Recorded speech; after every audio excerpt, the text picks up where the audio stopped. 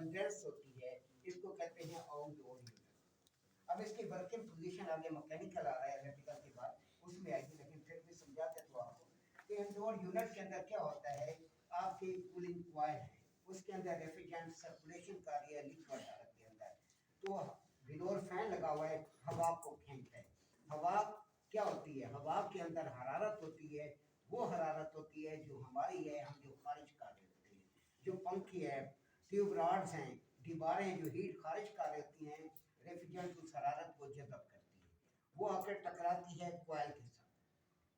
हरारत हमेशा ज़्यादा दर्जा से कम की तरफ सफर करती है, तो क्या होते हैं, कॉइल ठंडे हैं, हवा का टेम्परेचर ज़्यादा है, तो क्या होगी, कूलिंग कॉइल हरारत को अब्जॉर्ब कर लेंगे, जज़ब कर लेंगे, जिसकी वजह से हवा ठंडी हो जाएगी और दोबारा हवा कमरे के अंदर फ्लो करेगी। और रेफ्रिजरेंट हमारी हरारत, जो हवा के अंदर हरारत थी, वो जज़ब करने के बाद माया से, लिक्विड से बुखारात की हालत में तब्दील होकर सेक्शन लाइन के जरिए वापस कंप्रेसर, इस तरह ये साइकिल काम करता रहता है। Outdoor unit, condensing unit.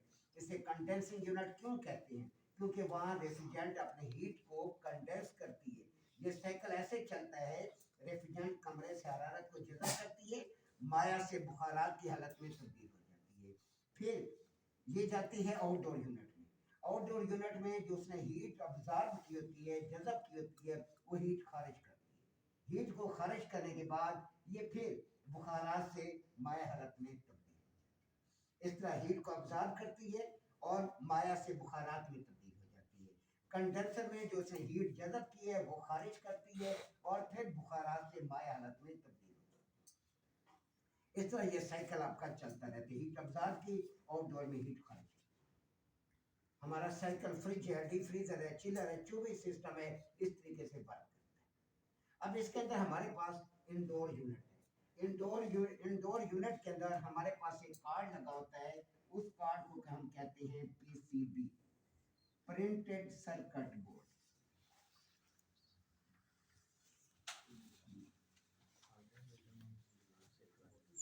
PCB printed circuit board में हमें कोई कनेक्शन नहीं करने होते, हमें उस सूरत में इसके कनेक्शन करने की जरूरत पेश आती है जब कार्ड खराब हो जाए, हम इसको निकालें, फिर हमने इसको कनेक्शन करने हैं या कुछ और काम करने, बासूरत दीगर हमने इस पे नहीं छेड़ना। आप इंटू पुराना यूनिट लगाते हैं, नया यूनिट लगाते हैं, आपने सिर्फ 2 तारे लगाने या 3 तारे लगाने बस, और कोई आपका काम नहीं है। 2000, 3000, 4000 डिसाइड किया जाता है कि आपकी लोकेशन क्या है।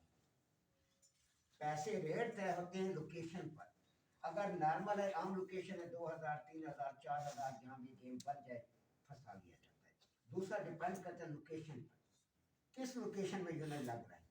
वीआईपी एरिया है, रेट ज़्यादा होगा, आम एरिया है, रेट कम होगा, क्योंकि अंदर माड़े लोग होते हैं, जो वीआईपी उनके लिए पैसा वैल्यू नहीं रखता, उनकी कमाई इतनी होती है तो उनके 2-4 हज़ार की अहमियत ही नहीं रखता। तो यहाँ पर क्या होता है कि अगर हम अंडरग्राउंड कर रहे हैं, रेट चेंज हो जाएगा। तमाम सामान हमारा होता है, 1200 रुपये पर फुट के हिसाब से हम इस टाइम काम कर रहे हैं, 1200 रुपये फुट के हिसाब से हम काम करते हैं, लेकिन पैसे पल्ले से नहीं लगाने होते, ये चीज़ अच्छी तरह ध्यान में रखें। कस्टमर बाद में पैसे देता ही नहीं, फिर क्या ड्रामे करे, वो फलां तो 900 का रेट देता है, फलां, यार तू पहले उसके पास चला जाता। जब काम हो जाता है फिर जब पैसे मांगते हैं, वो जी ये तो तुम लोग ने बड़ा जुल्म किया मेरे साथ बड़ी जाती की, इतना रेट दिए तो और बंदों से पूछ लेता। तो हमने जबरदस्ती तो आपको नहीं पकड़ा था ना कि आज ये हमसे काम कराए, अब किसी और से काम कराते। तो इसमें रेट में बड़े इश्यूज आते हैं, कस्टमर का 1 सेकंड के एतबार नहीं, पल भर में जुबान तय की हुई जुबान से पेट जाता है। गरीब बंदा नहीं चलेगा, मोटी पार्टी चलेगी। गरीब बंदा ना बने तो लगा ही नहीं सकते, इतने बड़े इश्यूज। वो तो बेचारा खाने को तरस रहा होता है, खाना 2 टाइम का खाना भी मिल जाए तो बड़ी बात होती है, इतनी मुश्किल हालात है, इतनी महंगाई है। अब यहाँ पर हम क्या करते हैं, ग्राइंडर लेते हैं, छोटा ग्राइंडर, बड़ा ग्राइंडर नहीं लगता, जिसमें 5 इंच की आपकी डिस्क लगती है। डिस्क लगाने के बाद ऊपर से सेफ्टी कवर कभी भी नहीं हटाना होता, जहाँ भी काम करे। नंबर 1 तो ग्राइंडर इस्तेमाल न करें, अगर आपको इस्तेमाल करना नहीं आता, हल्का सा गलती आपने की, डिस्क टूट गई, आपको चीर के चली, वो तो कुछ भी नहीं छोड़ती, बंदे बचने के चांस तो है नहीं उसके अंदर के, बंदा बच सकता है, बच ही नहीं सकता। तो इसमें वजह से ऊपर सेफ्टी डिस्क लगाई होती है जब आप नया ग्राइंडर लेते हैं। कंपनी के बाद लोग जेल टाइप के होते हैं, वो डिस्क उतार देते हैं क्योंकि कहते हैं जी प्रॉपर पता नहीं चला डिस्क कैसे चली। वो नहीं चाह रहा तो कंपनी पागल है जो लगाई है। सेफ्टी डिस्क लगी हुई, आप सेव है, आपके ऊपर डिस्क टूट के नहीं लगेगी। पहले उसको देखना होता है कि सेफ्टी डिस्क है। सेफ्टी डिस्क के बगैर मुझे कई बार क्या मिलता है, नौकरी तो मैं छोड़ सकता हूँ लेकिन मैं ग्राइंडर नहीं चलाऊँ। ग्राइंडर हम चलाते ही नहीं है क्योंकि बंदे होते हैं बाद जो गरीब बेचारे होते हैं उनको रगड़ती हैं कंपनी, जो नीचे हेल्पर होते हैं उनको रगड़ती है, वो भी कहते हैं हाँ सर हम लगाते हैं। हमें तो जरूरत नहीं है, जब ग्राइंडर की सोच नहीं है समझ नहीं है आप क्यों चला रहे हैं। बड़े उसके एंगल होते हैं, आपने ऐसे ग्राइंडर को इस तरह चलाना है, ग्राइंडर गलत एंगल में ना चल जाए कि ऐसा ना होकर डिस्क टूट जाए। अब जोर तो नहीं मारे, आप डिस्क को तिरछा करके तो नहीं चला रहे, तिरछा दबाव आएगा डिस्क टूटेगी। डिस्क अच्छी नस्ल के इस्तेमाल करनी है, ये नहीं देखना सस्ती है।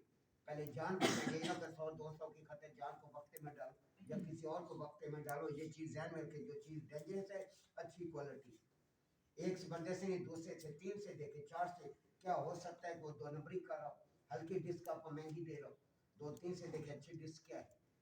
ये स्टील की बनी होती है, पायदार होती है, लेकिन आपने अपने आप को देखना है, फिर आपने झड़ी मारनी है। झड़ी मारने के बाद हम इसके अंदर पाइप डालते हैं।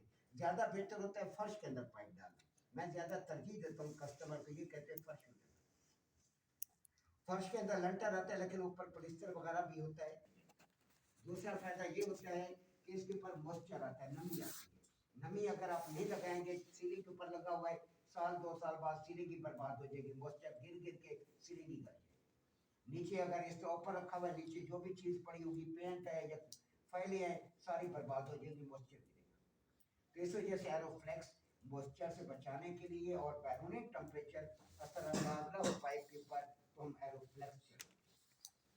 छत के ऊपर एरोफ्लेक्स जो है वो चिड़िया खा जाती है, नहीं छोड़ती। चिड़िया कौवे जो भी चीज़ है बाहर जितनी भी एरोफ्लेक्स होती है मुश्किल से 2-4 महीने गुजारती है, उसके बाद इसको खा जाते हैं परिंदे।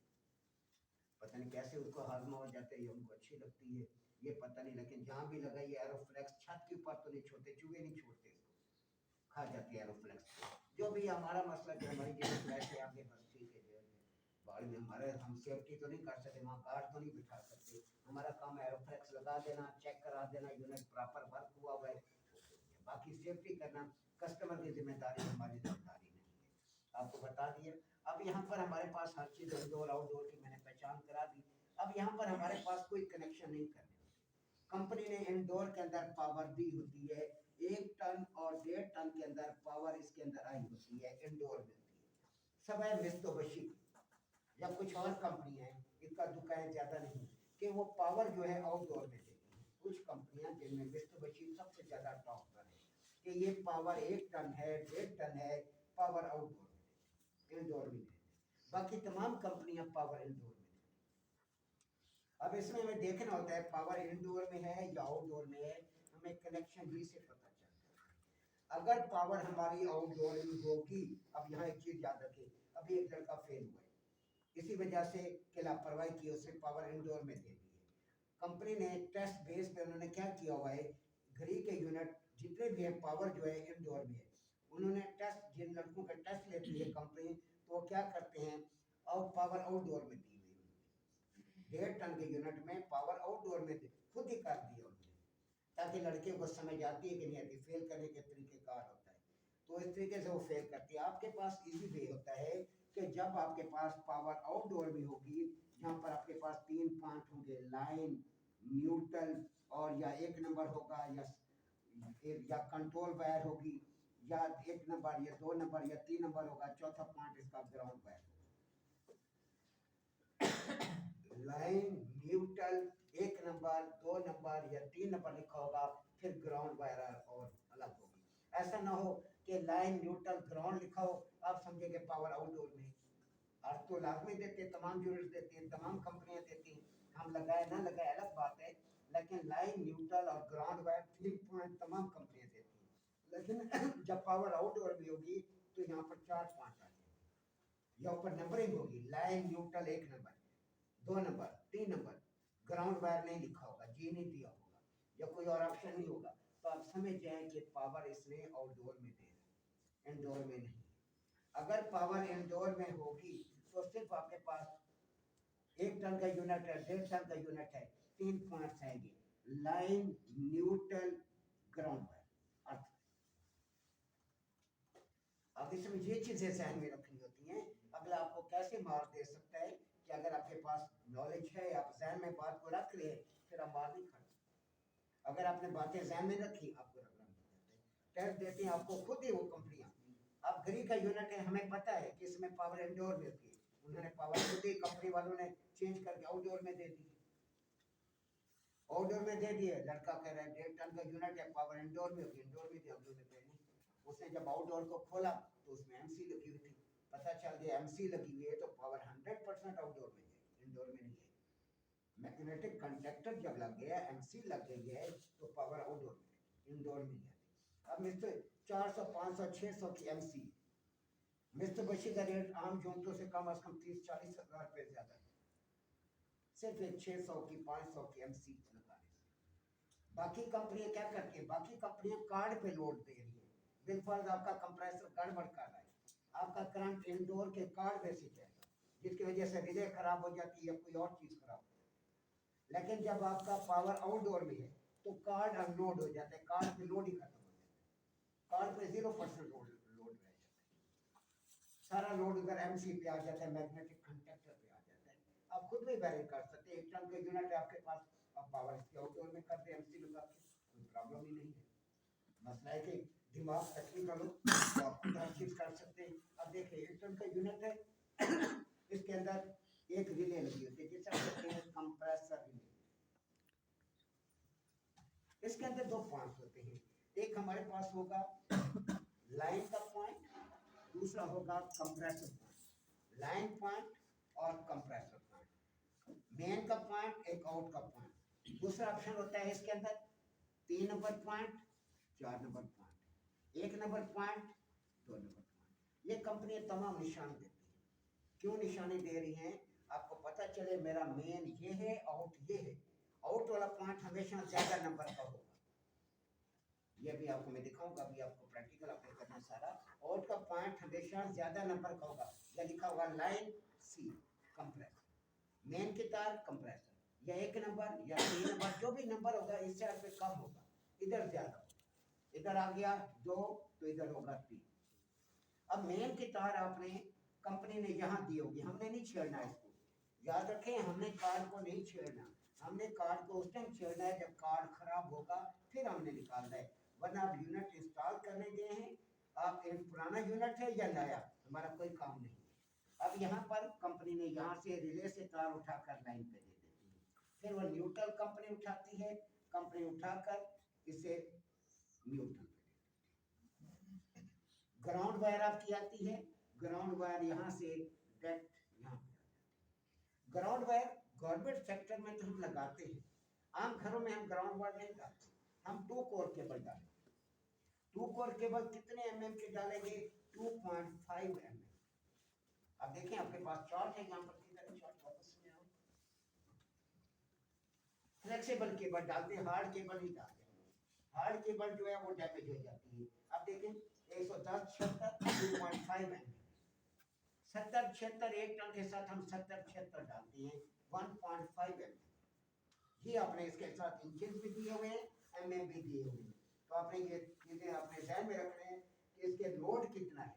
फील्ड में जब आप काम करते हैं तो आपको बताया जाता है, हाँ जी यहाँ देखो इतने टन का यूनिट है, तो कोई कितनी तार लगेगी, कितने मीटर तार लगेगी और कितने एमएम की लगेगी।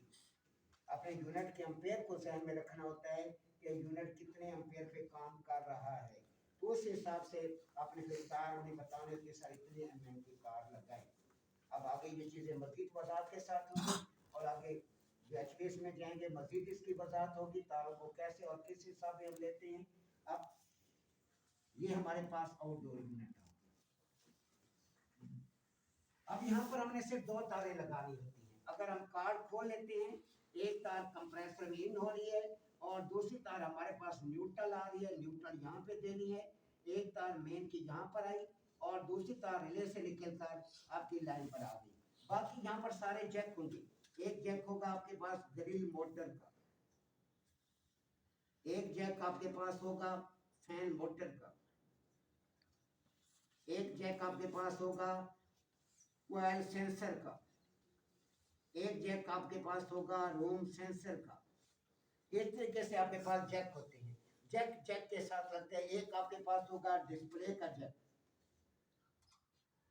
1 2 3 4 5 5 जैक, 5 6 जैक होते हैं ज्यादा, और जैक नहीं होते। अगर इन्वर्टर का कार्ड है ज्यादा 2 या 3 जैक होते हैं, मजीद जैक नहीं होते। इन्वर्टर का कार्ड और इजी है, क्योंकि अक्सर कार्ड आपको भेज देते हैं, जाओ ये कार्ड लगा के, अब कार्ड लगा परेशान हो यार, कार्ड कैसे, कार्ड में कोई परेशानी नहीं है।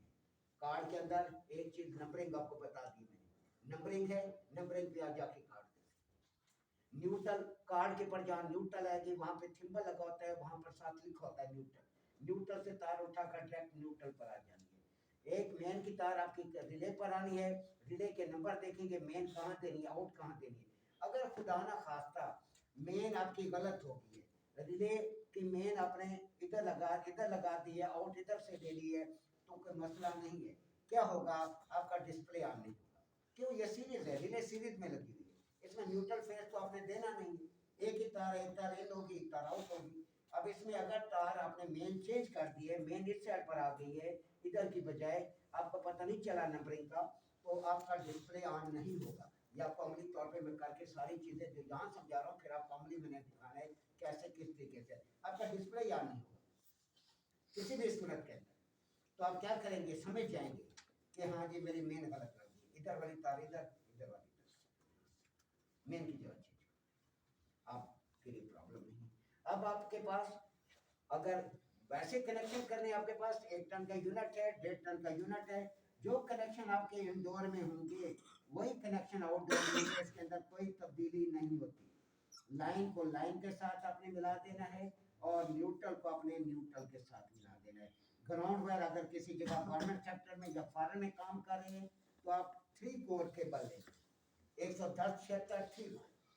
अगर पाकिस्तान में काम करें, गवर्नमेंट सेक्टर नहीं है, प्राइवेट सेक्टर है, 2 कोर केबल लेंगे, क्योंकि घर अर्थ नहीं है, ग्राउंड नहीं है। अर्थ का फायदा उस सूरत में है जब घर आपका अर्थ है। अगर घर आपका अर्थ नहीं है तो फिर अर्थ लगाने का कोई फायदा नहीं है। कोशिश करें जब भी मकान बनाएं, पहले घर के बंदे जिन्होंने उस घर में रहना है उनकी सेफ्टी का सोचें। उनकी सेफ्टी उस सूरत में पॉसिबल है जब घर अर्थ है। घर अर्थ है तो किसी को करंट लगने के 1% चांस नहीं है, किसी मोटर, कोई फ्रिज, कोई कंप्रेसर शॉर्ट होने के चांस नहीं है, आसमानी बिजली गिरने के चांस नहीं है। बंदा इजी हो जाता है, बच्चा भी किसी करंट वाली चीज को लगा दे, कुछ भी उसे नहीं, क्योंकि वो चीज जो है ग्राउंड है, अर्थ है, उसके अंदर करंट आएगा नहीं, आपका सिस्टम ही ब्रेक हो जाएगा, सिस्टम ही डैमेज हो जाएगा। ये आपको मैं समझा दूंगा। अब यहाँ पर ये ग्राउंड वायर को ग्राउंड वायर के साथ मिला दें, आपका काम खत्म। यूनिट इंस्टॉल किया, इंस्टॉल करके बाद आपने ये तार आपस में मिला दी, काम खत्म। इतना सा काम है। इंडोर लगाया, आउटडोर लगाया, उसके बाद ये कनेक्शन 2 तारे लगानी है, 2-3 हज़ार 4 हज़ार। अगर अंडरग्राउंड है, हम तो कहते हैं अंडरग्राउंड में हमने काम तो नहीं करना होता है, लड़कों ने काम करना होता है, वहाँ के या मजदूर लगा देते हैं, यार इसे ग्राइंडर वाल हम आते हैं 900 हज़ार 1200 उसको दे दिए, तो हमारा काम हो गया। आके हमने पाइप डाले, 9-10 हज़ार रुपये हमारी मजदूर, हमें पर फुट 500 रुपये बचता है, ज़्यादा नहीं बचता हमें। कि आप कहें कि बच, क्योंकि पाइप भी लेना है, एरोफ्लेक्स भी लेनी है, तो सारा सामान तार भी लेनी होती है, तो हमें ज़्यादा से ज़्यादा 500 हज़ार रुपये पर फुट बचता है, ज़्यादा हमें नहीं बचता, बाकी सारा खर्चा हो जाता है।